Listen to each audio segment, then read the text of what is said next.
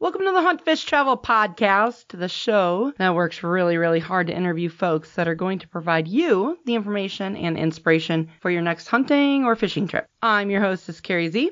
Before we jump into the show, I'd like to remind you that SpyPoint is the show's biggest sponsor, helping me keep the lights on.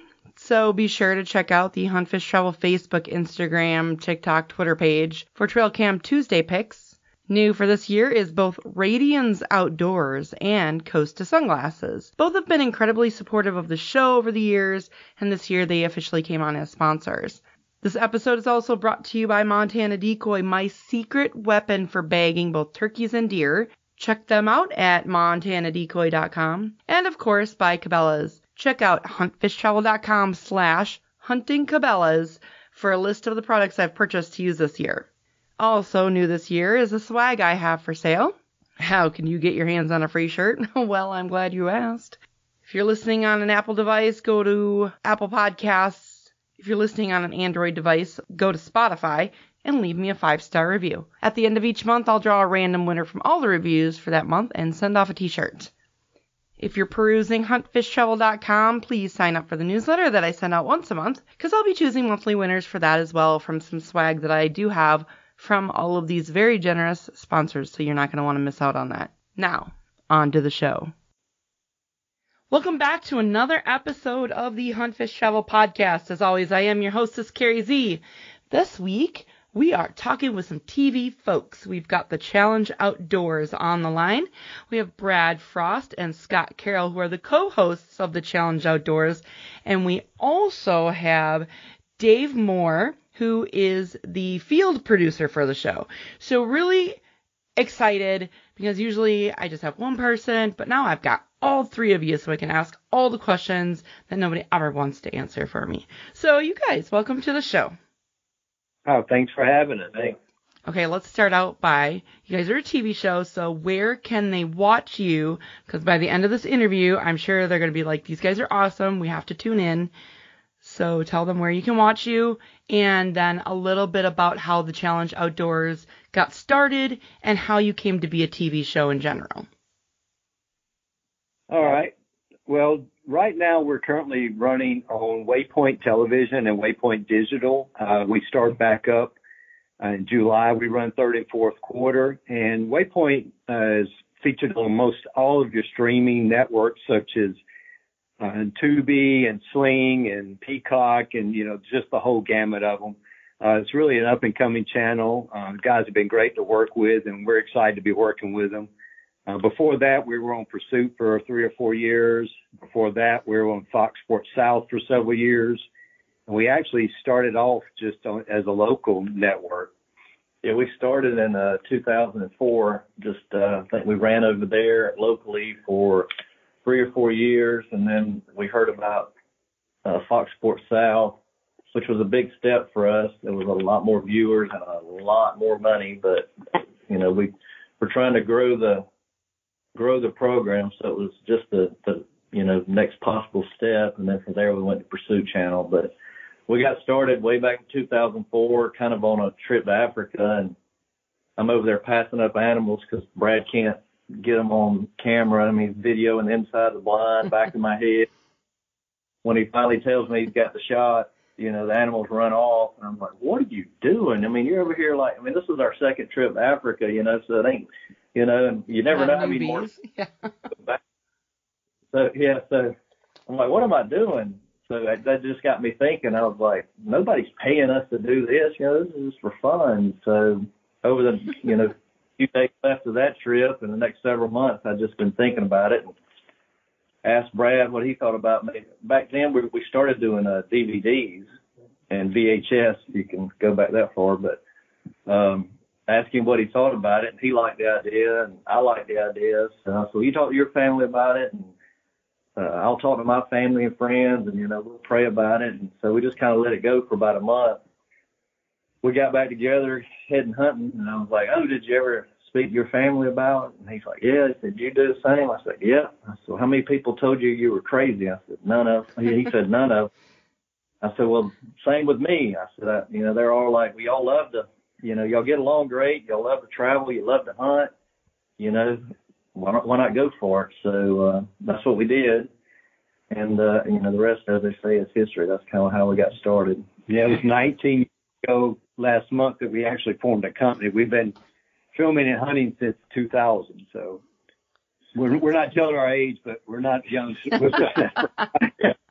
We've been at it a while, and I joined Scott and Brad in 2016 as just kind of came on board as a pro staffer, and just I'd been doing a lot of self-filming on my own and just kind of wanted to learn more about the actual field production part and outdoor videography and photography. So that's when I came on board and basically started in 2016 on a trip to Namibia, safari hunting with Scott, and I've been with them ever since on a field production standpoint. But if anybody wants to go watch this now, they can just download the Waypoint app on their smartphone or Android phone and just go search for the challenge under the digital series. And there's 11 or 12 shows out there. 11 right now. Yeah. Of course, we'll be adding more from last season. So David kind of keeps us straight, keeps us updated. Hey, did y'all forget to do that? Have you done that? Like this podcast. Yeah. So Hilarious. He's good to have around. He's organized. Yeah. I'm probably the next organized. And I'm totally unorganized. Brad, which is just a whole different ball game altogether. And Brad's our editor, so he works really, really hard. Yeah, so. Brad does, we all do our things, but Brad gets probably worked the hardest, and we kind of had a come to Jesus meeting a couple of years ago. We were just burning Brad out, and he wasn't really getting to hunt like he wanted to. And we said when we started this that if it ever took the fun out of hunting or come between our friendship, we were done with it. So the friendship part really hadn't struggled through it, but it has at times started to take the fun out of it. We just had to step back and say, hey, let's just go hunting, leave the cameras behind, just old school, and that's just ourselves. Yeah, and we've cut way back on sponsorships, and going digital's allowed us to do that, because it's just when you're trying to work in every sponsor that you possibly could have. I mean, you could have 7 sponsors on a boat. And trying to get all that footage and work them into a show, it just started making it more of a job than fun. So, you're not going to see a bunch of sponsors on our show. We're not going to be pushing sponsors down your throat. We've got 5 or 6. We got 5 someone we've been with since 2004. Yeah, been with forever. And we love those guys, and they're easy to work with. They love us, and we believe in the product, so we don't represent anybody that we don't really believe in what we're saying. You're not going to be using something for, almost 20 years if you don't believe in it, And so we just, back in the day, we were doing whatever we could to put a show on, and then we got out of hand with sponsors, and we wasn't able to dedicate enough time to each one of them. We're like, you know what? We need to just step back and just build relationships with a close-knit group, and that's kind of what we did. So that kind of made it easier for me, because I was dealing more with the sponsors and Brad was dealing with the editing. So now we've made it a little bit easier for Brad. We don't have these hard deadlines, and our show don't have to hit at a certain time to be in and out. I mean, it's taking 3 hours to lose a minute, and it's like, this is crazy. We was blessed when we first started. I did not know how to edit. We have a friend that has been in this type of business for 30 years or more, and he really started out, but he works 3 or 4 other jobs and is doing it in his spare time. So over the years, I've just kind of sat with him, and we learned to edit. So I'd get it ready, and then his name's Greg Conkle. Yeah, he comes in and props for sure. Goes through everything, make sure it's all like our proofreader. Yeah. He just, he's got an eye for music, and he's like, man, that's off just a half a beat there. And Brad and I are like, he'll move it over now. But it's tedious stuff, and he takes his job serious and does an excellent job, and we wouldn't be where we are today without him. He's a true video audio engineer. And he don't care if he don't care if he hunts when we go on these trips. He's like, if you get a deer and Brad gets a deer, I got 2 deer, because I filmed both of y'all. And I didn't have to. Right. Well, I'm glad you look at it that way. That's great. Hey, hunt, so he's like, hurry. Yeah. So I can get from behind. I feel like everybody everybody who has even a toe in the outdoor industry, like myself, I'm a podcaster. I'm happy behind the microphone with nobody seeing my no makeup and messy hair. Like I have hundreds of hours of video that'll probably never see the light of day because editing is the worst. And if you are good at it, you are worth your weight in gold. I really truly feel like anybody who has any even peripheral anything to do with the outdoor industry could probably say, yeah, I have tons of video that I don't know how to edit. So that's super cool that you guys have somebody in your pocket like that. Well, we got a face for radio or podcasting. Right. Sure.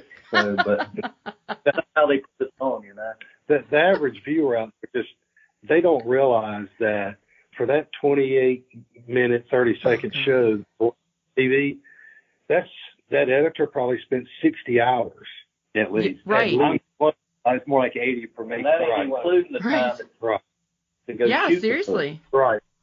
Especially today when you're running at least you're running a main production camera, and then you're running 2 to 3 or 4 POV different angles, and it's still shooting all your B-roll. So that person's having to go through so much footage, and there's so much on the cut room floor to get down to 28, 30 if you're on TV. And that's one reason why we wanted to go digital, because now we're flexible on how long the show doesn't have to hit that in and out. We can make it 10 minutes.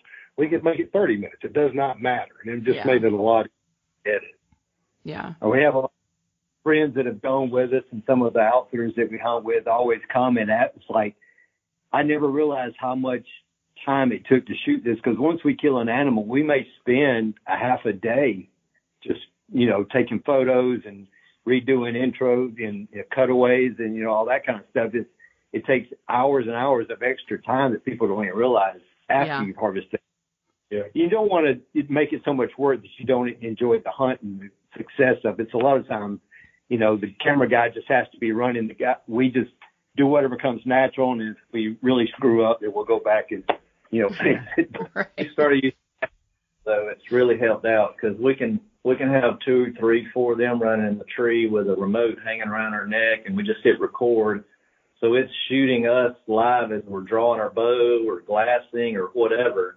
And then we have a production camera that, is being ran either by a cameraman or sometimes we're forced to film ourselves. But those Tacticams make filming ourselves a lot easier for sure. Once you get them clamped on a limb or on a stake in the ground, and then you get so many different angles, cool angles. Yeah, I mean, you put a Tacticam out in the middle of a turkey spread or set one next to a deer rub or something and have, everything's got to come into play. Obviously, the animals aren't reading a script, but, I mean, we lay it out there. We put it out there. They just don't read it, They just walk right by it. But. Yeah.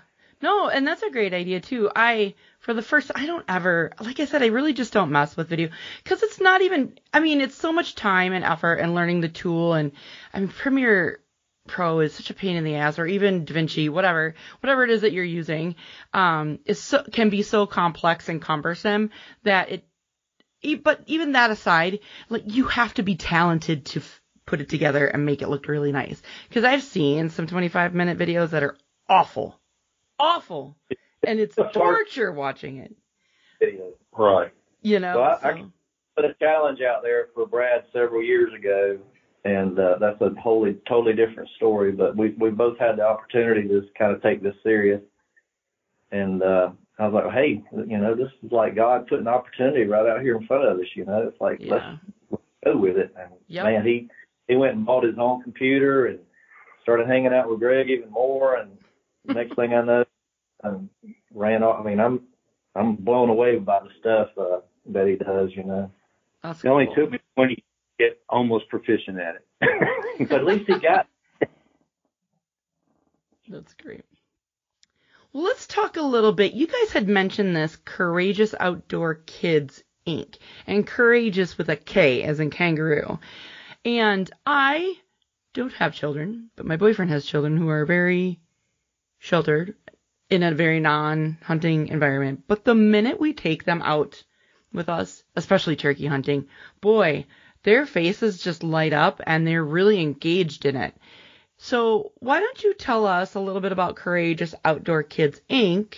and how you are involved with that?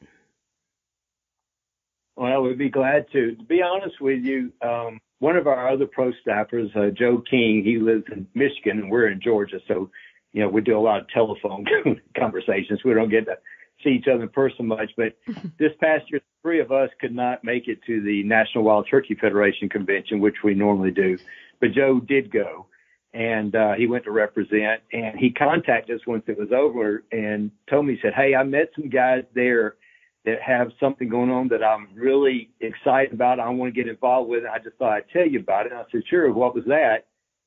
And he told me it was the Courageous Outdoor Kids. And what it is a group of volunteers that have created an organization, and it's kind of like Make-A-Wish for turkey, or not for turkey hunters, for hunters in general.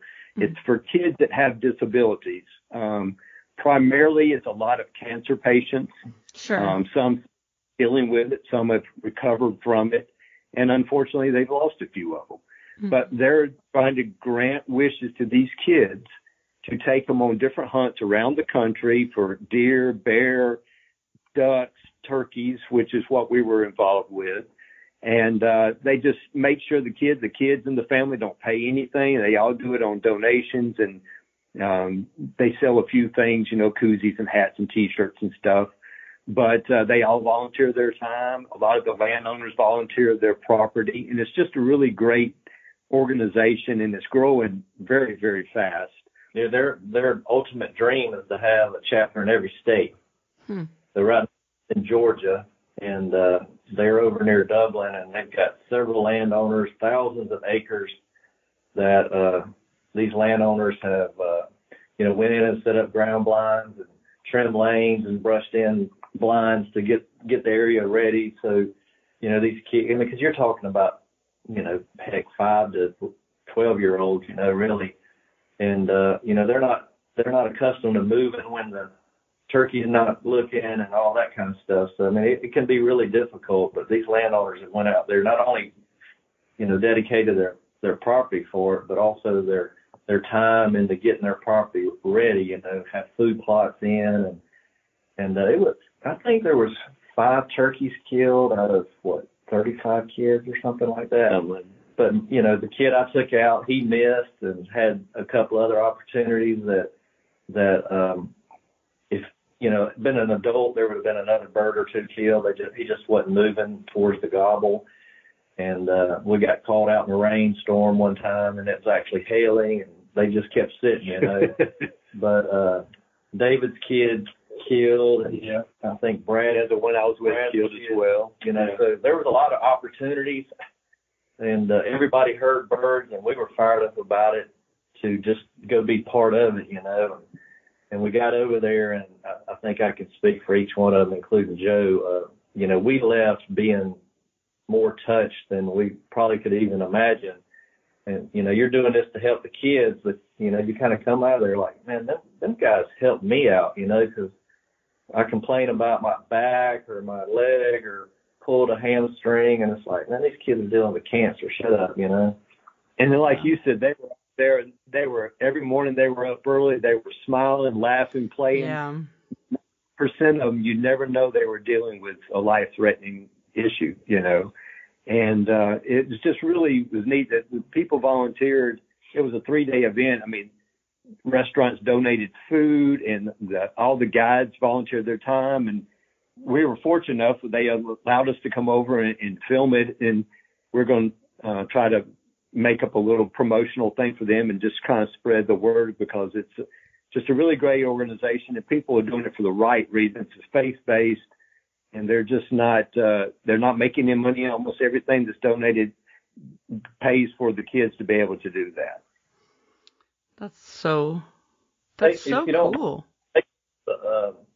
They have a Facebook page, like you said, with a K, Courageous Outdoor Kids /Inc. that I'm sure they would love to build that page up, and on there they have some places where I think you can pick up some products if you want to help out or make a donation, or even, I know you're probably being heard all over the country. There may be some people out there who want to start their own chapter, cancer touched them, or they have the ability, they have some land that they might want and it's not donated for the whole season. It's just for a week of deer season, week of turkey, whatever. Usually it's youth season, which is before. I was just gonna say, right, because a lot of times here, oh my God, this year for whatever reason our turkeys were fired up by like April 1st.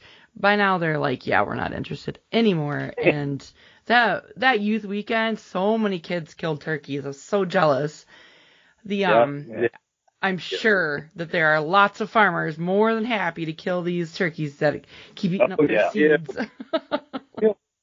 We hunted 2 days, and the weather wasn't our friend. No. But the turkeys were on fire. I mean, we heard more gobbling days than we did the whole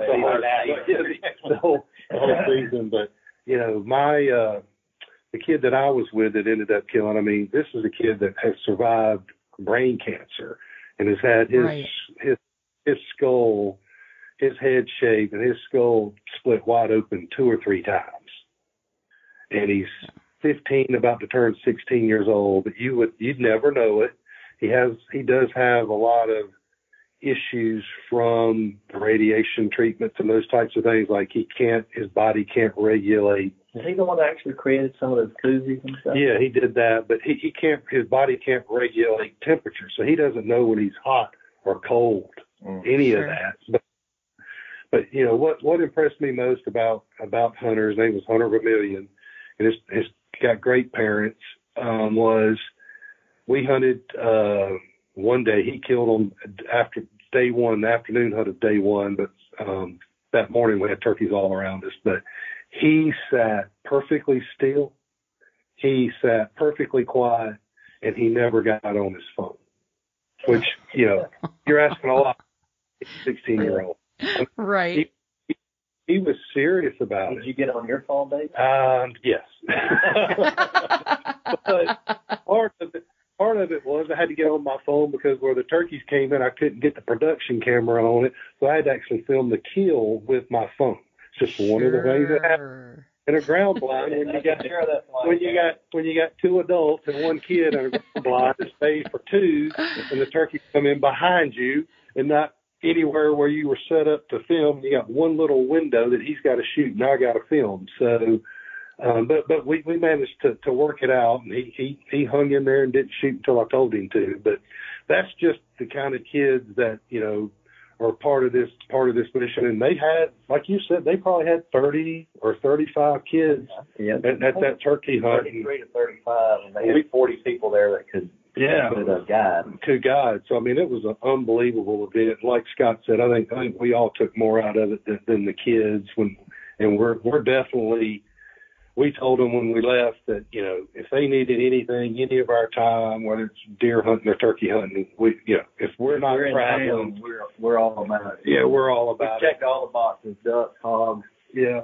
They do bear hunts. Yeah, they do all kinds of stuff. I mean, we're not big in the bear. We don't get to hunt them that often, but anything dealt with, especially, you know, if we can tag along with the camera and capture some of these moments, if nothing else, just for the parents to have later, you know. Of course. That's so cool. Our main goal too, though, was make sure that us trying to film it didn't take the fun out of or cost the kid. We told him, we said, look, we'll be in the background. If we can get it, we'll get it, but do not let us filming it mess it up for the kid. But those kids were all into it, man. They were loving it. Felt like they were rock stars, I guess. That's so cool. Well, yeah, how often do you get to have, I don't know, how often do you even get this opportunity, much less be able to have a bunch of cool TV guys film it for you? Like, how awesome is that? Yeah, they had their dads and their granddads in there with them. Yeah. That's so cool. We're old guys, I guess. That's really neat. First time I ever took a kid hunting, it was on a youth hunt that one of our WMAs around here, and he ended up killing a deer. And man, I was so proud of that deer, and you know, it wasn't even my kid. You know, probably got a little emotional, and I was like, man, when my son ever kills a deer, I don't know how I'm gonna handle it. You know. And then taking some kids out there that are, you know, struggling with, you know, real life situations, and see them. Like I said, the kid I went with, he wasn't successful, but he had an opportunity. We found he did hit the turkey, but we found out later that his older brother had sighted it in with birdshot and never ran any turkey loads through it. So had he had been sighted in with the right load, he probably would have had him a turkey the first 20 minutes of the first day. But he was smiling the whole trip, you know, and every time we'd hear gobble, man, he was grinning ear to ear. So that vision is burned into my memory for sure. Yeah. Very, very cool.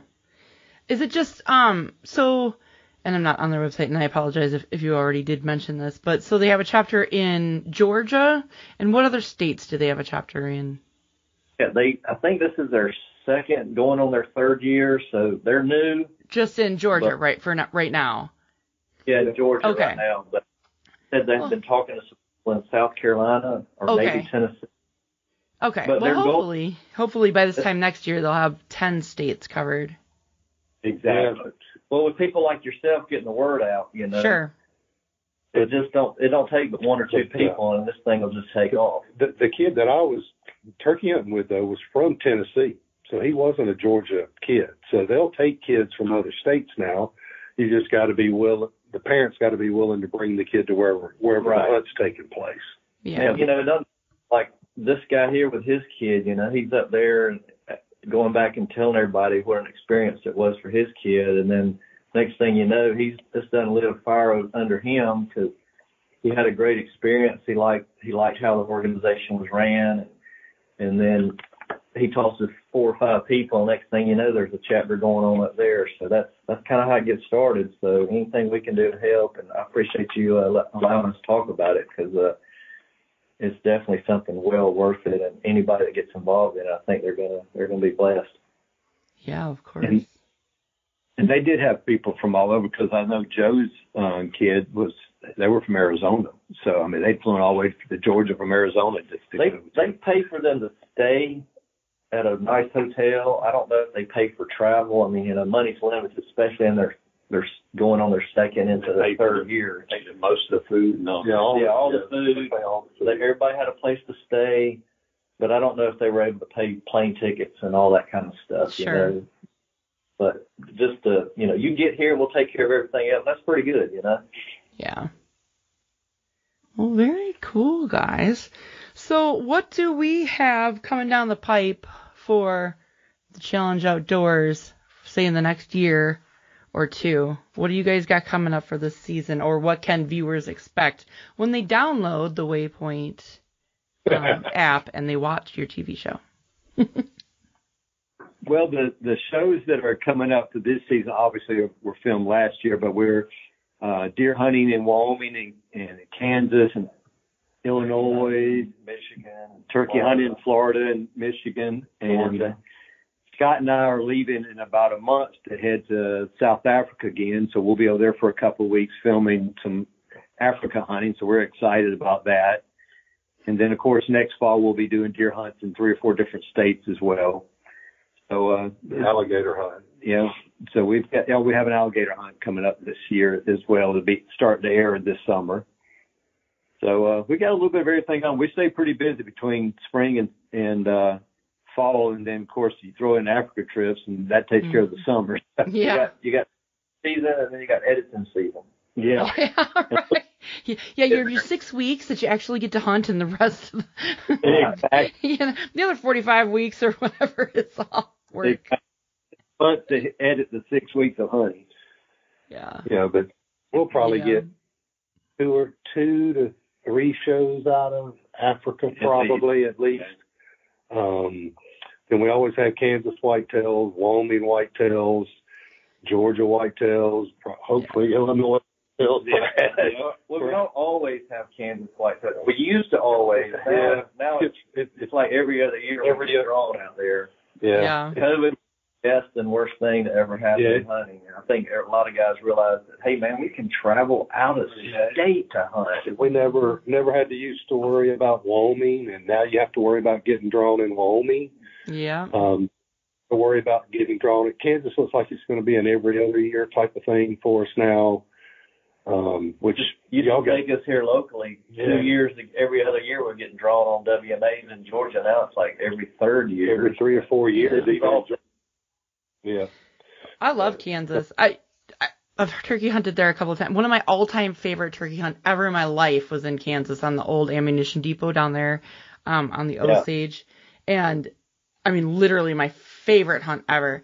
And it looks like I was thinking about going back there next spring, and they were like, yeah, the turkey numbers are pretty low. So I'm like, damn it, now I got to find a new place.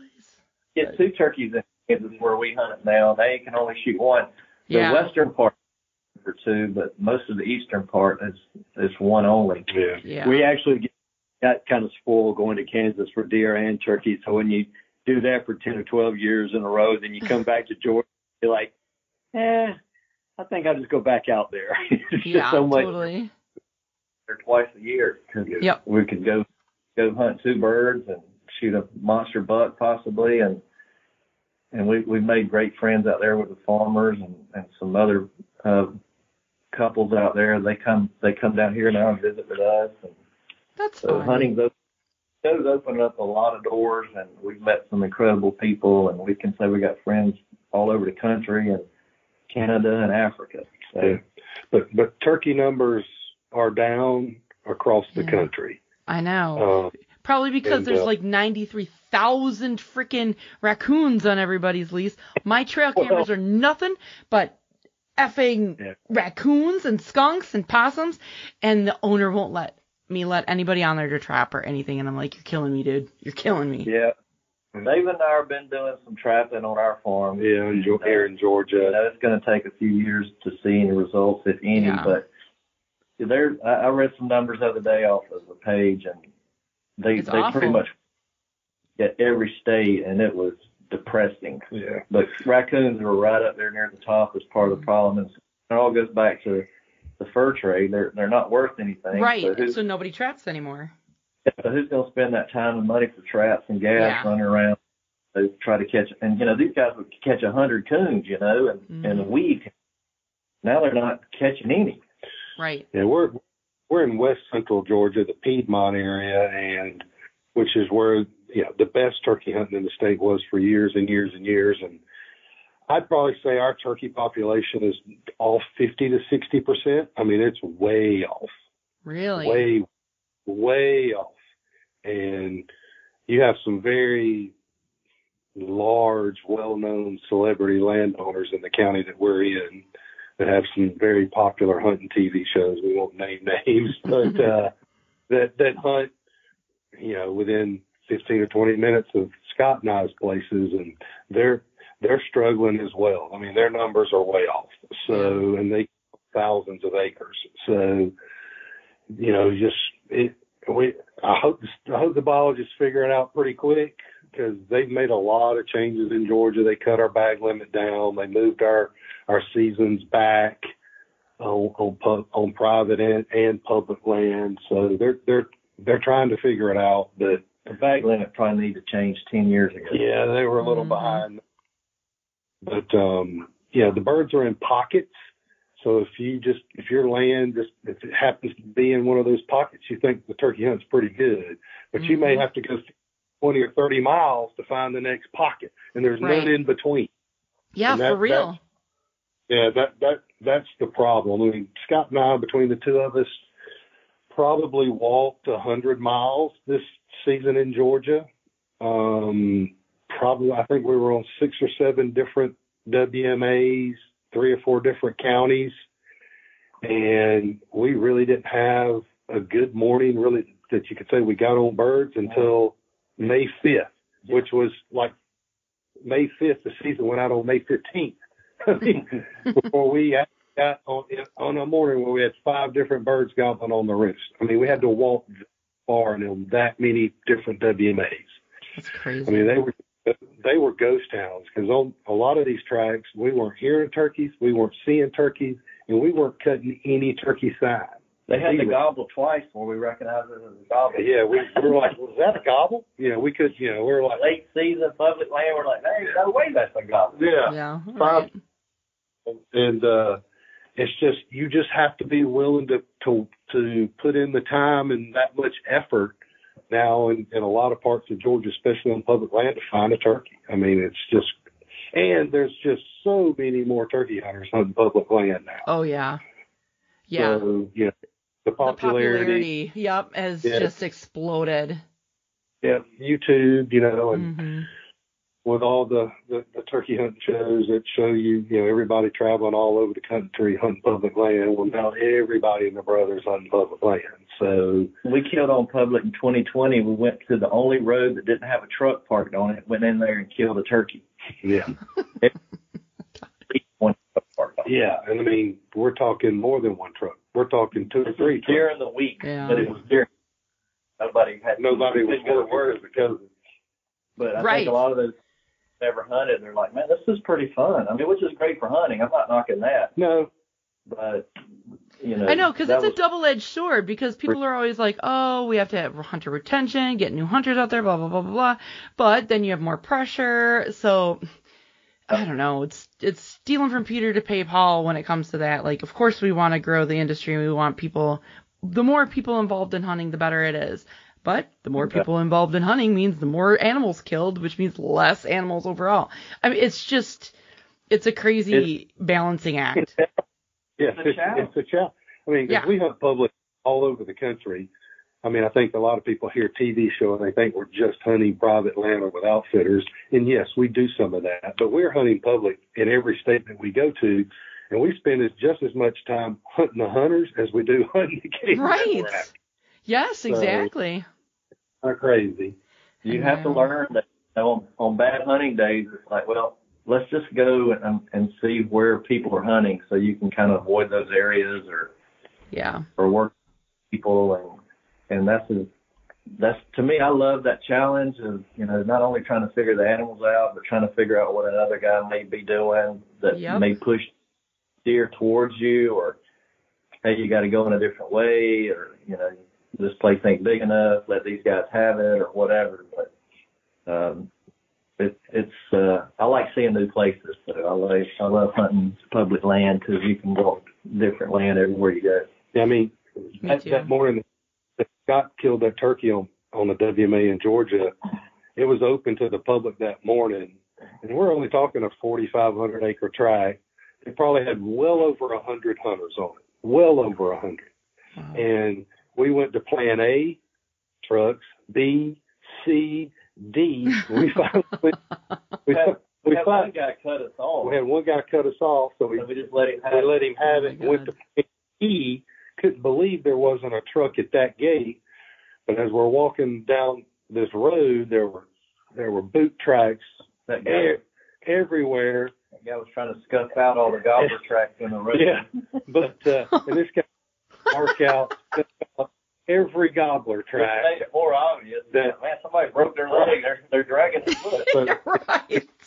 But it was the only place that didn't have a truck. And when we looked at this part that we were going to look at, I was like, it was basically a 1 mile walk back in to where we needed to go.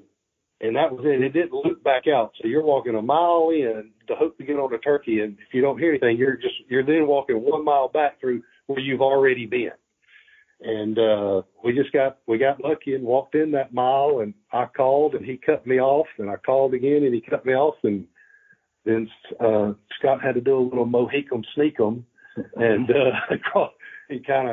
he wasn't leaving a hen, so he had to kind of crawl on him and to get him in range and kill him. But that was the only shot that morning, and the only bird killed on that track that morning with 100 different guys running around it. But that just shows you, kind of what you got to be willing to do when you're on public ground now in a lot of these states with just so many other hunters out there. What did you say?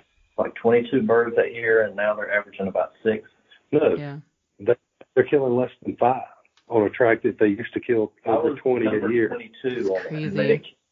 No, we were the last turkey. That was the last turkey killed off that track that year. And that was like morning. Week 3.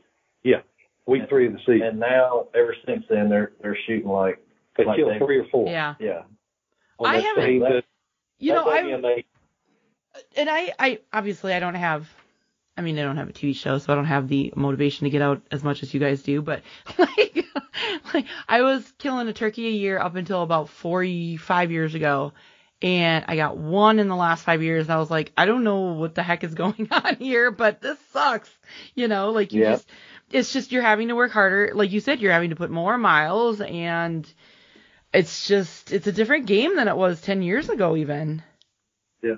When we first started going out west, I mean, you could knock on a farmer's house and, have him come to the door and ask for turkey rights, and, they're like, you shoot all of them 3-toed SOBs you see. And yep. Of course, we're like, shoot every one of them. We'll shoot all 50 of them. 50 in a shotgun shell. And of course, you won't do it, but, you just tell them that to make them happy, because they plant 400 yards of corn and turn the combine around, and 50 yards from them, there's a flock of 60, 80 turkeys eating what they just planted. I mean, they don't like them. Yeah. But they're not turning we even go out there and talk to them. They're like, man, we're just not seeing, still shoot every one you see, but we're still not seeing them like we used to, Well, see, and I'm running into the whole, like, sure, you can, but I'm going to need $200. Or I'm going to need $150 or whatever, where it used to be no problem, just get them out of here. But now I don't know if it's the advent of things like Craigslist and Facebook Marketplace, where it's just a little more, I don't know, in everybody's face that, well, if you have turkeys or deer or whatever on your farm, and even though you don't hunt, you could make a good chunk of change off of somebody if they're door knocking. But I have found a lot more of that lately as well. We've been fortunate. These landowners, they're friends, I mean, yeah. Christmas cards, and they've actually turned down people offering to pay to lease their land. Like, no, we got some friends in Georgia come on it. They turned down money to let free. We're just so blessed. Awesome. And, That's really cool. I don't know if it's just because, I mean, I hope it's a lot of it's because they just like us. I mean, obviously they do. I think we respect their land, We leave gates open if they were open. We close gates. We pick up trash that may not even be ours. We help them do chores if they need it. And it's, we go into town and spend a week there. We take them out to eat a couple times. Bring the wife. But it's all about making those relationships and connections. Right. It's not all about hunting, especially when you get ready. Like, we got to take in. We used to be so go, go, go. We'd ride 20 miles past Mount Rushmore and never stop to see it. It's like, this is the year going. I mean, we're 20 miles from it. Let's go. So, so trying to take advantage of more opportunities like that, and not just get so caught up. Experience the whole thing, not just the killing part. It's all about the experience of the hunt and nature and making friends and doing something, outside. And we're past the part of just wanting to just kill all the time. It's more about the whole experience of the trip. Oh, yeah. I always say, whenever you go on a hunt, if you can, take a day and play tourist. Not only does it break up the hunting part of it, so it's not so much of a grind, but you're spending all this money especially when you're hunting out of state, and everywhere you go, there are amazing things to see and great restaurants to eat at and stuff. And while I love to hunt, 7 days of hunting straight, and I would be like, so I'm just going to go home now and cry in exhaustion. You need to break it up and stop and smell the flowers a little bit too. It's rough. We go on a turkey tour, and it could be 21 days long, and we're trying to cover 4 or 5 states. That's a lot of days. Secretly, you're praying for rain the next morning. Right. Sleeping. Totally. And it's a grind, because we're trying to fill. Unfortunately, when we're in that film mode, it's tag out, move, tag out, move, tag. We're trying to tag out as fast as we can, on to the next state. Tag out as fast as we can, and that can become a grind and a chore, and can become hard to slow down and enjoy what we're really out there to do. So in the last few years, we have consciously slowed down and not done that, or tried not to do that. Like you say, take a day where we're not hunting, we're just tourists, and because it's just it can work, especially turkey hunt, man. Because good Lord, the days are so long. You're up to get 4 or 5 hours sleep. Yeah, right. You're up to 2 weeks. Oh, you're up. Depending on what part of the country you're in, you could be up at 3 or 4. And you're especially later in the season, you're like, oh my God, it's so early. Yeah, Well, thank God we're going to Missouri. You can only hunt till 1. Yeah. Like your blessing in disguise. And we're covering from Georgia to Kansas, Maine, and then Wyoming, Oh and then my back. God, yeah. Florida. I mean, we're covering the 4 corners of the country, and it can become a grind. Thousands of miles on the road. But when you got 3 of us, it's it's pretty fun. But we can become road warriors. But that's what the people on TV, the viewers, they don't really get a sense of that or see that part of it. That grind, the thousands of miles we're driving, and the fact that we're hunting 20 turkey tour. Turkeys, we might be hunting 18 to 19 hours a day. If we showed you all the non-exciting stuff, right, you'd never turn the TV on. Right. Oh, I know. So, I know. I love TV.